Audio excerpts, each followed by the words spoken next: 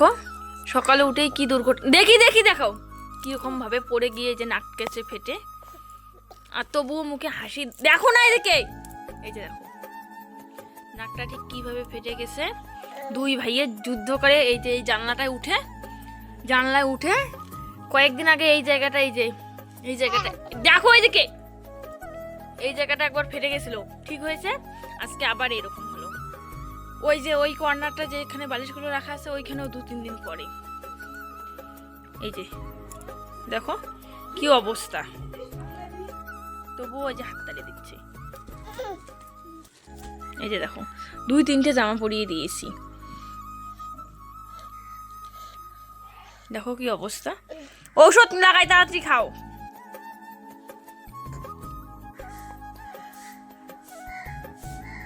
ঔষধ দেখি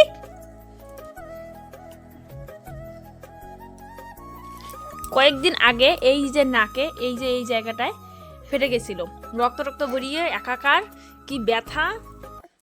নমস্কার বন্ধুরা, গুড মর্নিং। আশা করি সকলে ভালো আছো, সুস্থ আছো। চলে আসলাম নতুন একটা ভিডিও নিয়ে। এই যে দেখো ওষুধ লাগিয়ে দিয়েছি, আর এখন দিলাম একটা হাতে বিস্কিটটা খাক। অনেকদিন ধরে বিস্কিট খাওয়াই না, কালকে একটা খাওয়াইছে, আজকে সকালে 2টো মতন খাইলো। আর যে নাকটাকে ব্যথা লাগাইয়ে কি অবস্থা, সারাদিনে কতবার পরে তার ঠিক নেই। যদি সিসিটিভি ফুটেজ থাকতো তাহলে হয়তো তুমি দেখতে পারতে। এই বারান্দাটা, আমাদের যে মেঝেটা আছে, এই বারান্দা দিনে তো কমপক্ষে 10-15 বার একদমই পড়ে। রান্না বসিয়েছে সকাল মা, রান্না বসিয়েছে, রান্না অলরেডি হয়েও গেছে, অর্ধেক রান্না করতে হবে। যেহেতু গাছের লঙ্কা তাই আর তুলে রাখি না, যেদিন যে কয়েকটা লাগে তুলে রান্না করা হয়। টাটকা জিনিস ঘরে থাকে, আর কেনা হলে কি হয় অনেকদিন অবধি তো ওই এনে রাখতে হয়। আর টাটকা গাছের জিনিস যখন যে কয়েকটা লাগে তুলি। তো দেখো এতগুলো লঙ্কা তুললাম, আর গাছে বেশি একটা লঙ্কা নেই।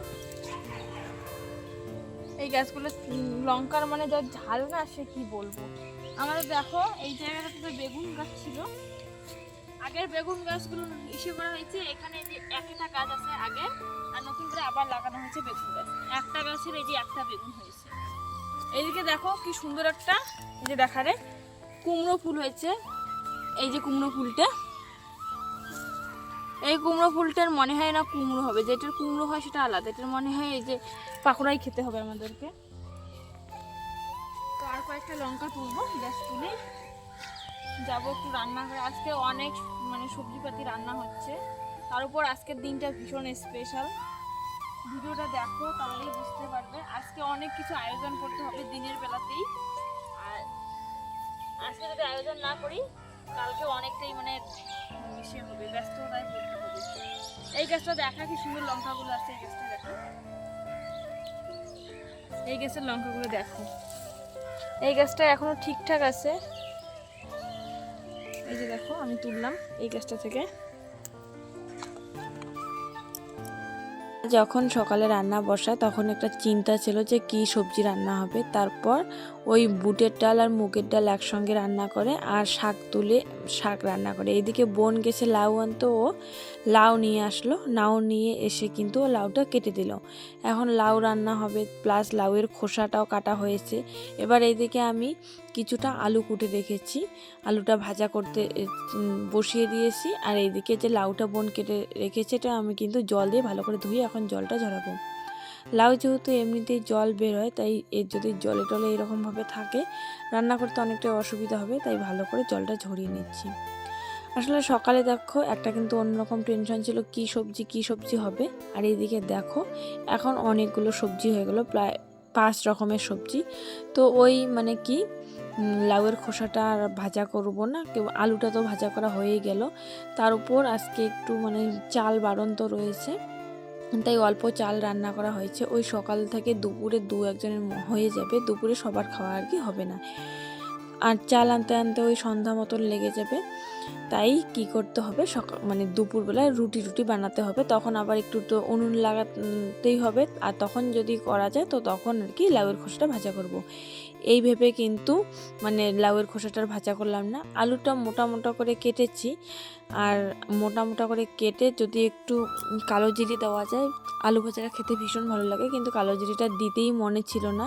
কালো জিরে তো সবসময় বর্তমানে বাড়িতে থাকে, পাঁচফোড়নটাও দিলেও ভালো লাগে, কিন্তু ছিলই না মনে। এদিকে দেখো আলু ভাজাটা হয়ে গেছে। শাক ডাল ভাত খেয়ে কিন্তু বাবা আর মা কাজের মধ্যে লেগে পড়েছে। আর এখন এই যে আমি রান্নাটা বসিয়ে দিয়েছি।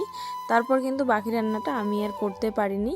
এই যে লাউটা যেহেতু নিরামিষ, একটু পাঁচফোড়ন দিয়েই লাউটা দিয়েছি। এদিকে চলে আসছে আমি মিক্সারে মুড়ি গুঁড়ো করতে, যেহেতু মিক্সারটা মানে কাকিমা আসছে মিক্সার নিতে, মানে কিছু না কি গুঁড়ো করবে, তো বাধ্য মতন তো আমাকে দিতেই হয়, তাই তাড়াহুড়ো করে মুড়িটা গুঁড়ো করে নিলাম, নাহলে অনেক ধীরে সুস্থে করতাম, আর সেই জন্য কিন্তু তোমাদের সঙ্গে শেয়ার করা হয়নি। এদিকে নুন হলুদ দিয়ে লাউটা দিলাম, বাকি রান্নাটা বোন করেছে, আর খেতে না সত্যিই ভীষণ সুন্দর হয়েছে লাউটা।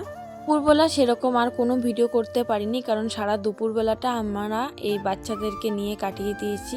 বোন আর আমি এই যে দুইজনকে নজর দিচ্ছিলাম। তারপর স্নান করে চলে আসছে আরও কাজে লেগে পড়তে। তখন কিন্তু বাড়িতেও সবাই চলে আসছে। আর দুপুরবেলার দিকে সবাই মানে বাড়িতে থাকে না, কাজে যায়, পড়তে যায়, পড়াতে যায়, আর দুইজন কিন্তু মানে সামলাচ্ছি। এখন এই যে ঠাকুর ঘর থেকে সমস্ত বাসন বের করলাম। আসলে রয়েছে হচ্ছে কালকে কীর্তন, তো আজকে সমস্ত কিছু রেডি করে ধুয়ে রাখতে হবে। আর যেহেতু ভোরের কীর্তন, রাত্রিবেলা এত কিছু করা যাবে না, তার উপর মা যেহেতু বাড়িতে নেই, মানে ধানের কাজে গেছে, এই কাজগুলো যদি করে রাখা না হয় বাড়ি এসে একদম বাড়ি মাথায় তুলে দেবে। তাই এই যে যেগুলো আর কি আমার মনে হলো যে এগুলো লাগতে পারে, ওগুলো বের করে নিয়ে এসি। ওগুলো এখন সার্ফ আর আম পাতা দিয়ে ধোবো। সাবান আগে মানে আমাদের ঠাকুর ঘরের বাসনপত্র মাজার জন্য আনা হতো, কিন্তু এই যে চিকেগুলো আসে না, এত পরিমাণে এই জিনিসটা নিয়ে যায়, তখন থেকে আর আনাই হয় না। আজকে আনি তো কালকেই নিয়ে যায়। আর এই বড় বড় পুষ্পপত্রগুলো দেখো কি সুন্দর, একটা তো মনে হয় আমার বিয়েতে মানে গিফট পেয়েছে, আর একটা কিনেছে। এগুলো বেশি করে কি ফল, তারপরে সুজি টুজি নামানো অনেকটাই ভালো হয়, কিন্তু মানে এর থেকে ছোটোগুলো আমার বেশি পছন্দ হয়। আর কীর্তনটা যেহেতু মন্দিরে হবে, আর মন্দিরে তো আমাদের সত্যনারায়ণের শিলা আছে, তাই দেখো এই ইসেটাও মানে হাড়ির মতন যে টুকনিটা দেখতে পাচ্ছ, এটাও ভালো করে মেজে নিলাম। এটাতে তো গোলা প্রসাদ বানানো হবে, মানে নারায়ণ ঠাকুরের যেটা মেইন প্রসাদ, চিনি প্রসাদ, তো আমাদের দিকে এটাকে সাধারণত গোলা প্রসাদ বলেই ডাকি, ওটা বলেই আমরা চিনে আসছি। আর কিছু কিছু বাসন তো আজকে আমি প্রথম বের করলাম নতুন। এদিকে দেখো ভালো করে বাসনগুলো ধুয়ে নিচ্ছি। আসলে এগুলো না জল ঝরাতে দিতে হবে, কারণ সারা রাত্রিতে থাকবে, ওই ভোরের দিকে লাগবে, তো জল টল যদি থাকে খুব খারাপ হবে। এই যে ঝুড়িটাও ধুয়ে নিলাম, এগুলো না সব নিরামিষেরও কিন্তু মোটামুটি আমাদের বাসনপত্র আছে, তো যেগুলো আমার মনে হলো যে লাগবে ওগুলোই নিলাম। বাকি তো যে ছোট ছোট ঠাকুরের প্লেট গ্লাস অনেকগুলো, যেহেতু আমাদের বাড়িতে অনেক ঠাকুর, তো মানে সব ঠাকুরই প্রায় আমাদের বাড়িতে আছে, এই চারিদিকে ঠাকুর। তো এদিকে দেখো সমস্ত বাসন ধোয়া হয়ে গেল। এখন দিলাম এই যে ঠাকুরের যে তুলসী মন্দিরের পাটটা আছে এখানেই মেলে দিলাম, কারণ এই জায়গাটা একটু পাকা এবং পরিষ্কার আছে।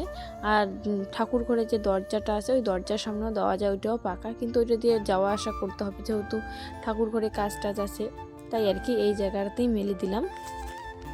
প্রসাদ খাওয়ানোর জন্য বাবা অর্ধেকটা পাতা কেটেছে, ওই 25 থেকে 30টা মতন, বোন ওই 25 থেকে 30টা মতন কলা পাতা কেটেছে। কলা পাতাগুলো ভাবলাম যে ধুয়ে রাখবো, তারপর ভাবলাম না, মধ্যে তো মটর আছে, তো মটর থেকে ধুয়ে নেওয়া যাবে। আর যদি শর্ট পড়ে পাতা, তাহলে ওই যে শাল পাতা যা আছে, শাল পাতা তো না, থার্মোকলের পাতাগুলো, ওগুলো বাড়িতে আনা আছে, ওগুলো দিয়েই হয়ে যাবে। সত্যি কথা বলতে কি, প্রসাদ জিনিসটা না কলার পাতায় বেশি ভালো হয়, আর কেন জানি না থার্মোকলের পাতাগুলো একটু গন্ধ লাগে, আমার তো একদমই মানে ভালো লাগে না। আর ভোরের দিকে এই যে খড়ি টড়ি তো নিয়ে যাওয়া যাবে না, খিচুড়ি রান্না করা হবে, তাই যে খড়িগুলো একটু একটু করে মানে এনে রাখছি। এই যে বারান্দাটা এনে রাখলাম, তো এখান থেকে রান্নাঘরে নিয়ে যেতে একটু সুবিধা হবে, আর ওই বাইরে থেকে আনতে অনেকটাই খারাপ লাগবে, তারপর শীতও পড়বে, তাই আনাও যাবে না। তারপর মানে খড়ি টড়ি তো এনে রাখলাম। এদিকে দেখো আমার দুই ছেলে মানে আমার বোনের কোলে উঠেছে, আর আমার বোন তো বলতেছে তুই কীভাবে নিয়ে ফটো উঠিস রাত্রে, দুজনকে, একজনকেই নেওয়া যায় না, তো দুজনকে কীভাবে উঠিস। আর দুইজনের মধ্যে দেখো উঠে তো প্রথম ছিল, এখন আবার কোলে আসতেছে, মুখ টুক দেখে হয়তো বুঝতেই পারছো। এতক্ষণ আমি ওই যে কাজ টাজ করছিলাম, এখন এই যে আটাগুলো মানে ছাঁকনি দিয়ে রাখবো, একটু একটু তো দানা দানা ভাব থাকেই। আর প্রসাদ বানানোর সময় দানা ভাব থাকলে খারাপ লাগে। তার উপর ওই যে আটার যে ভুসিগুলো আছে ওগুলো কিন্তু উপরে উপরে ভেসে বেড়ায়। তাই ভালো করে ছাঁকনিটা দিয়ে রাখছি। আর লুচি করবে কিনা সেটা তো জানি না, তবে লুচি করলেও ভালো হয়, তাই একটু বেশি করে আটাটা ছাঁকনি দিয়ে রাখলাম। আর এই যে আটাগুলো না দুইটা ভাগ করে রাখবো, একটা তো যে মন্দিরে লাগবে গোলা প্রসাদের জন্য, তো দেখো একটা হচ্ছে ইসে করেছি, মানে আটার যে প্যাকেটটা আছে ওইখানে রেখেছি, আর একটা দিলাম এই প্যাকেটটাতে। এই প্যাকেটটাতে যেটুকু দিলাম সেটা হচ্ছে মন্দিরে গোলা প্রসাদ বানানোর জন্য, যেটুকু লাগবে সেইটুকু দিয়ে বানিয়ে নেবে। আর ভালো করে কিন্তু ছাঁকনি দিয়েছি, একটুও ভুসি নেই। আর ভুসি থাকলে কিন্তু সব থেকে খারাপ হয়, তখন প্রসাদের উপরে উপরে ভেসে ওঠে। এদিকে তো মানে এই কাজটা শেষ, এখন আবার অনেক কিছু আছে, ফল টল ওগুলো বোন আবার বাজারে গেছে নিয়ে আসছিল। অনুষ্ঠান হইলে ছোট হোক আর বড় হোক একটু একটু করে কিন্তু অনেক খরচাই করতে হয়, তেল থেকে শুরু করে নুন অনেক জিনিস কিনতে হয়। তো ওই যে ডাল টাল যা যা খরচ এনে এসছে আমি কিন্তু ভালো করে রেখে দিলাম, মা এসে আবার ওগুলো ঠিকঠাক করে করবে। আর ছোট বোন ফুল তুলে রেখেছে, এখন হচ্ছে মালা বানাচ্ছি। তো ওই মন্দিরে তো যেহেতু নারায়ণের শিলা আছে, ওই শিলার জন্য বড় একটা মালা বানাতে হবে, তারপর তুলসী মন্দিরের জন্য, তারপর ঠাকুরের জন্য। আর যিনি ভাগবত পাঠ করে তার জন্য আর বানাবো না, ওই 4টা না হলে বানাইতে হয়, তাই ভাবলাম 3টে মালাই বানাই চলবে। আর মানে ইচ্ছাও করে না, এই সব কাজগুলো না অতি মানে সূক্ষ্মভাবে করতে হয়, অনেকটা মন দিয়ে করতে হয়। আর বাচ্চারা কান্নাকাটি করতেছে, ওইদিকে আবার বাজারে যাওয়ার জন্য শাক তুলে দিচ্ছে বোন। আসলে কি প্রসাদ বানানোর জন্য যে দুধ আনতে হবে সেই দুধ কিন্তু বাজার থেকেই আনতে হবে, বাড়ির এদিকে একদমই দুধ পাওয়া যাচ্ছে না। দুধের কিন্তু এখন হাই ফাই দাম উঠেছে, তো যত দাম নোক না কেন দুধ তো লাগবে প্রসাদ বানানোর জন্য, সেই দুধ পাওয়া যাচ্ছে না, বাজার গেলেই একমাত্র পাওয়া যাবে। তার উপর কলাটাও পাইনি। পুজোর আগে আমাদেরই কলা বাগানে কত কলা হয়েছিল, কত কলা নষ্ট, আর এখন দেখো কলাই পাওয়া যাচ্ছে না। তো এই যে দেখো মালাটা তো আমরা অনেক বড় করতে চেয়েছি কিন্তু বড় হইল না। এই যে এই জায়গাটা বড় করতে চেয়েছিলাম, গিট দেব, গিট দিয়ে তারপর তোমাদেরকে দেয়া। মামা গাঁথতে আমার মোটামুটি এই যে যেহেতু শিলা গ্রাম অনেকটাই বড় ঠাকুরটা।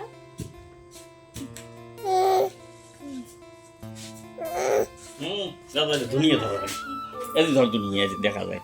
দেখো 3টে মালাই কিন্তু গাঁথা হয়ে গেছে, আর মালাগুলো বানানোর পর এই জায়গায় ভালো করে রেখেছি যাতে আর কি জট লেগে না যায়। গাঁদা ফুলের মালা হলে পরে জট লাগে না, কিন্তু এই মালাগুলো খুবই জট লাগে, তাই এই যে কলা পাতা করে ভালো করে রেখে দিলাম। এখন নিলাম এই যে একটা 7 আপের বোতল, এটাতে আনা হবে দুধ। বাবা যেহেতু বাজারে যাচ্ছে তাই এই বোতলটা দিচ্ছি, বাড়ির দিকে দুধ পাওয়া যায় না। কালকের ভিডিওতে আমি তোমাদেরকে বলেছিলাম যে আমাদের গরম ভাতের হাঁড়ি পড়ে গিয়েছে মায়ের হাত থেকে, তো দেখো এই সেই হাঁড়িটা। আর হাঁড়িটা যেহেতু গরম ছিল একদম কিন্তু বেঁকে গেছে। আর বাবাও কিন্তু বাজার থেকে চলে আসছে, আর আসার সময় যে দুধ নিয়ে এসেছে, যেহেতু বোতলটা দিয়েছি দুধ আনার জন্য, এই বোতলটাতে ওই 2 কেজি দুধ ধরেছে, 2 কেজি দুধ নিয়ে এসেছে। তো পায়েস রান্নাও করা যাবে, পায়েস করার তো প্রথমে কোনো প্ল্যান ছিল না, দুধ পাওয়া যাচ্ছে না বলে, তখন তো দুধ পাওয়া গেল, পায়েসও করা যাবে।